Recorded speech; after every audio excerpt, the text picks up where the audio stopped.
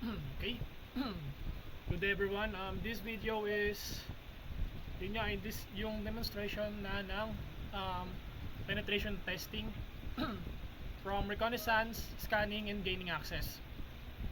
First is yung Google Gruyere. Sa kanyang para sa installation niya is kailangan lang nating i-run kung ano man yung mga compatible sa atin. So, since na-install ko na yung sa akin, Google Gruyere. Nga pala, kapag mag-i-install ka ng Google Gruyere, punta tayo sa may website, then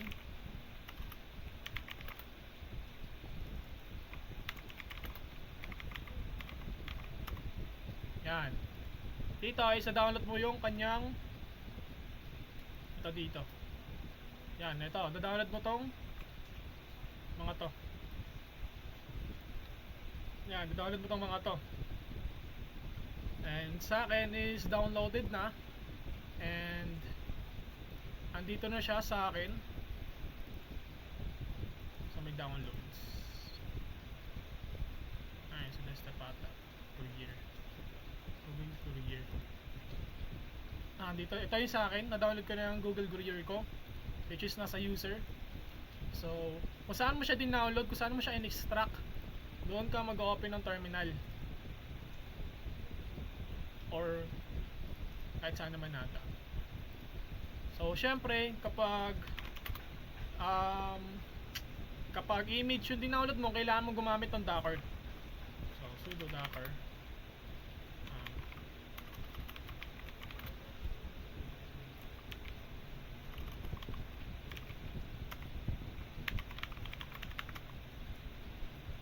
Wait. Kailangan natin enable yung Docker.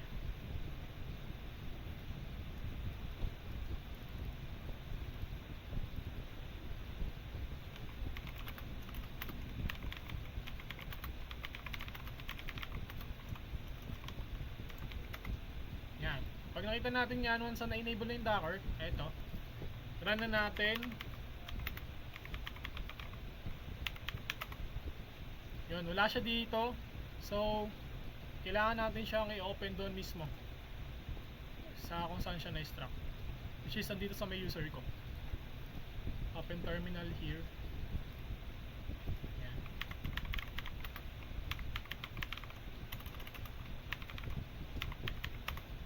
Yan, kapag nakita nyo na yan is nag-i-start na yung Google Gruyere. Ito, makikita nyo to. Yan. So, para dito is yung gagawin natin sa Google Gruyere is cross-site request forgery. Ito. So, dito de-demonstrate natin yung state flows and ideal for testing, CSRF protections. Sa pentest, kailangan natin mag-build ng malicious HTML form or use burp to replay a state changing post from an attacker origin. Yan, ito. So, gagamit tayo ng burp suite. Open na siya. Then, punta tayo sa may burp suite.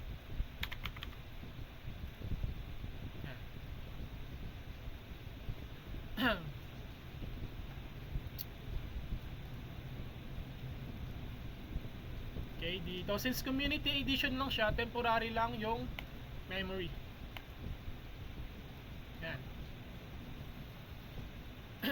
So dito is punta tayo sa may proxy. Yan, dito makikita nyo na siya. Punta tayo sa may proxy. Then i-on natin yung intercept. Ito. Yan. Kapag na-on na natin yan, open browser tayo, mag-open dyan yung Chromium. Ito. Ito siya. Then makikita nyo na, ito yung request. Ay, ang dami. Kasi masyado madaming tabs. Popular. Kasi natin. Popular.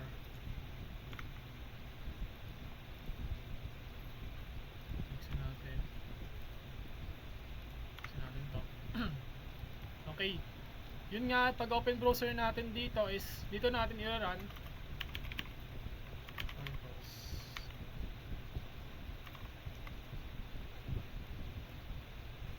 Tama ba yung port na ginamit natin?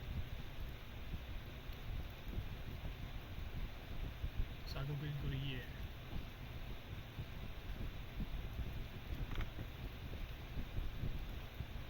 8088 pala. Localhost 8088.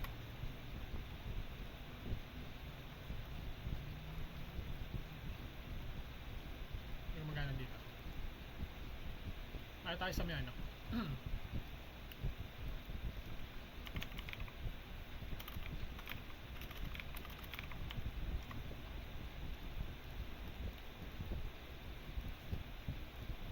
Then sa may website ulit. Ito. Pero ano tayo dito?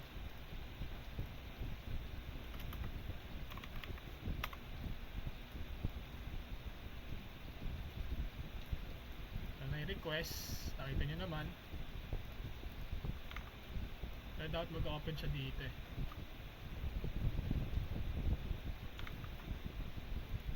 Nag-open.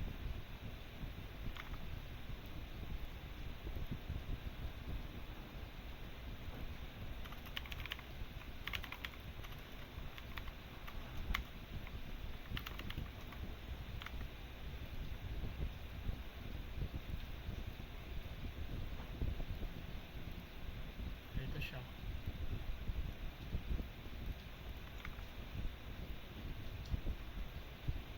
Sign nyo dito, doon na tayo sa Mozilla. Yan, okay.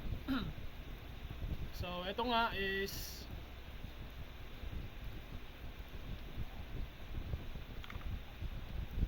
yan, so yung gagawin daw natin dito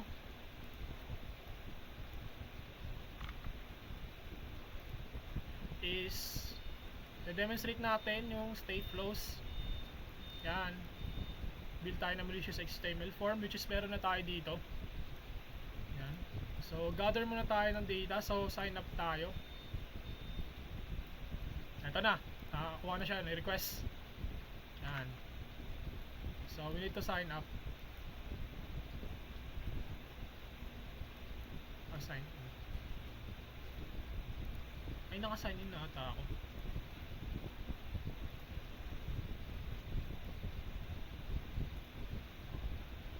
Wait. Medyo nagkaka-problema. Bagal lang ng internet. Anong meron? Yung steps is yan, extend natin sa repeater.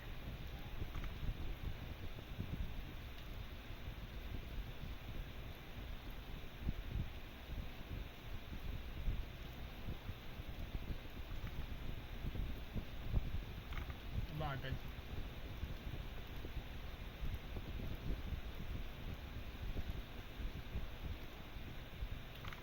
Hanap muna natin pala. Nagano na ata eh. Login muna tayo. Yun. Nagkakaroon siya ng rate limit. Bumabagal yung website. So yun yung isang vulnerability na nakapansin natin dito. Yun. For example, iwan natin yung intercept. Yan. Then nagano tayo. Ay no. Hindi na siya lumilipat-lipat. Nag-stay na siya. Yung loading niya is dun pa rin. Pero yung request niya is nagbabago. Pero yung sa interface niya is wala. So yun yung isang vulnerability ng website na to. Is meron siyang rate limit. Nagkakaroon na siya ng error. So off muna natin. So sign up muna tayo. Refresh natin. Sign up muna tayo.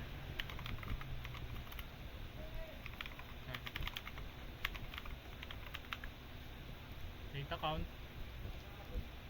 Account created. Then sign in tayo.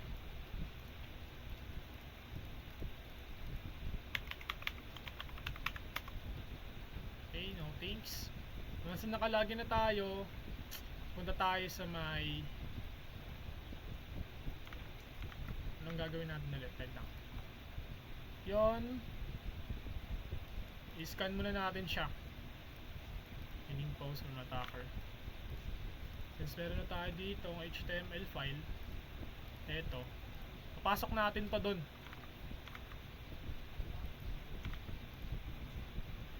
So, nasa ang page. Mali.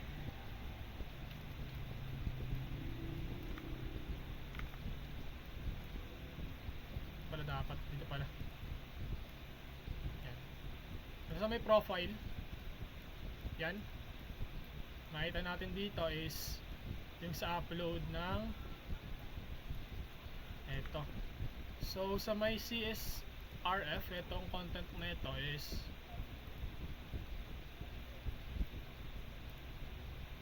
auto submitting.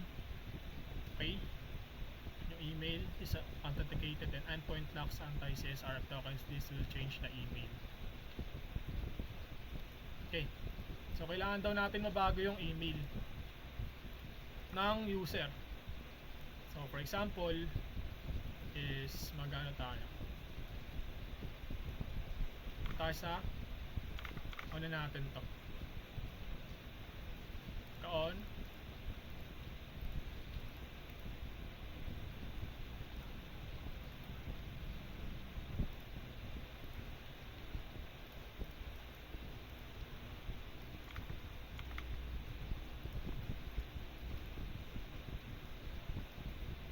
Asan na yun?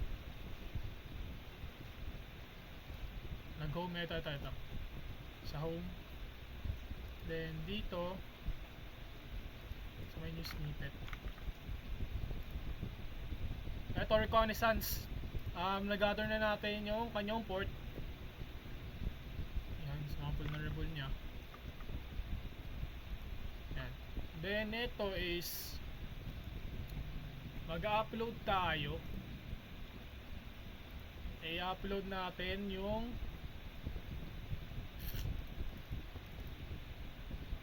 eto para magbago yung email nya. Yan, for example, yan, file uploaded, file accessible at yan, since na-upload na natin siya, wait lang, i-send natin siya sa ano, send natin siya sa repeater. Yan, lumumulo na repeater. Then dito is makikita natin na eto token, yan, authenticated endpoint locks, change the email. Okay, then send natin siya, send natin.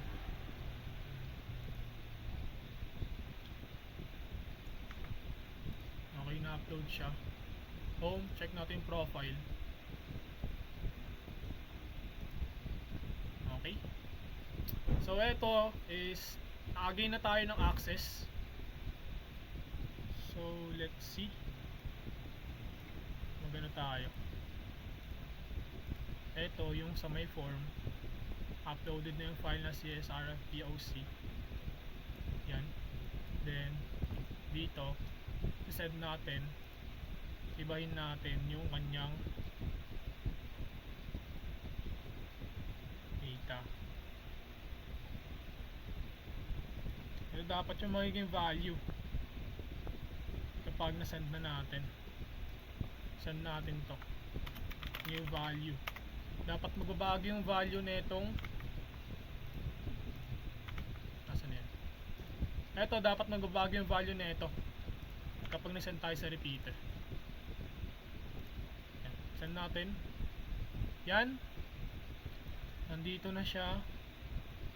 Okay, upload complete. Upload complete. Nagkaroon na tayo ng access. Check natin yung proxy. Nasa profile na. Update.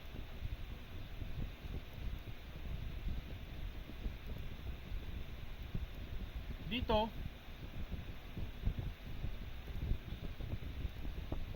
is pagka-send natin nagbago siya, okay yung response, nagbago na siya. Copyright Google Inc.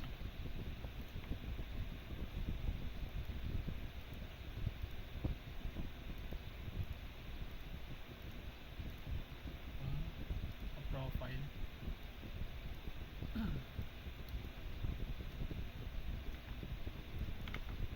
Then try natin baguhin yung ano niya. So pwede siyang ma-access na bago. We'll change the email. So okay yung response niya. Dapat nagbago na yung email niya. Ito na siya, complete. Try natin i-send ulit.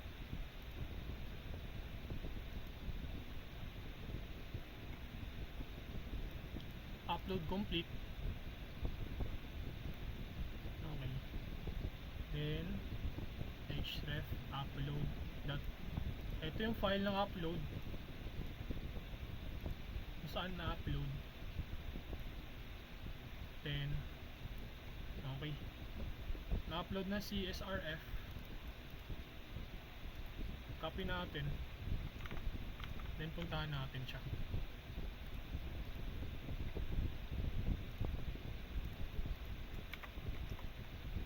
Yun. So dito unrecognized file type CSRF POC.html. Dito recognized na siya. Na-upload. So yun. Nakapag-upload tayo ng which is itong CSRF POC.html. Pero unrecognized file type, so may kamali yata tayo ng ano. Update natin. Mag-upload tayo ng ano. Yung isa ata. Ito HTML. Yan. Balik tayo sa verb suit.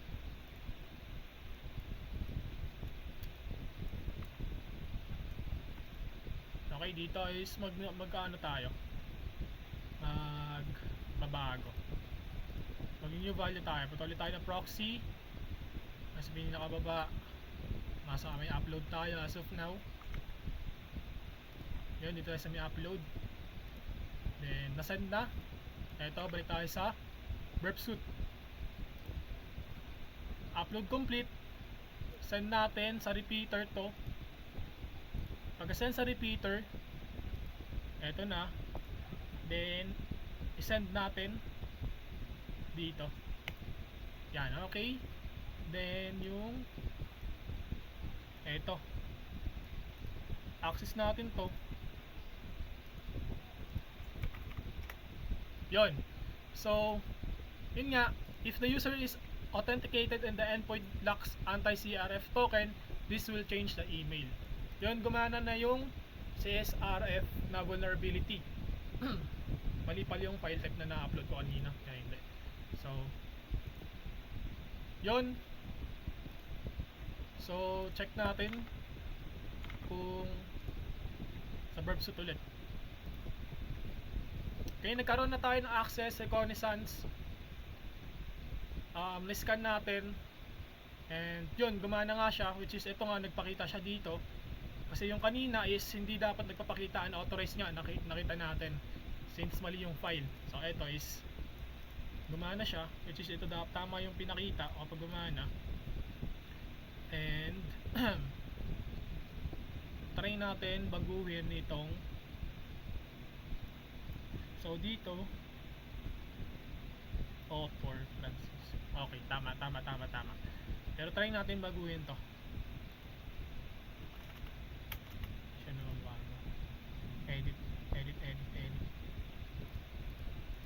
So anyways, yon is gumana yung pag-send natin. Ito yung ano, yung port na kung saan pagka-upload natin is gumana. So yon, okay na yung sa Google Courier. Is proceed tayo sa next one naman.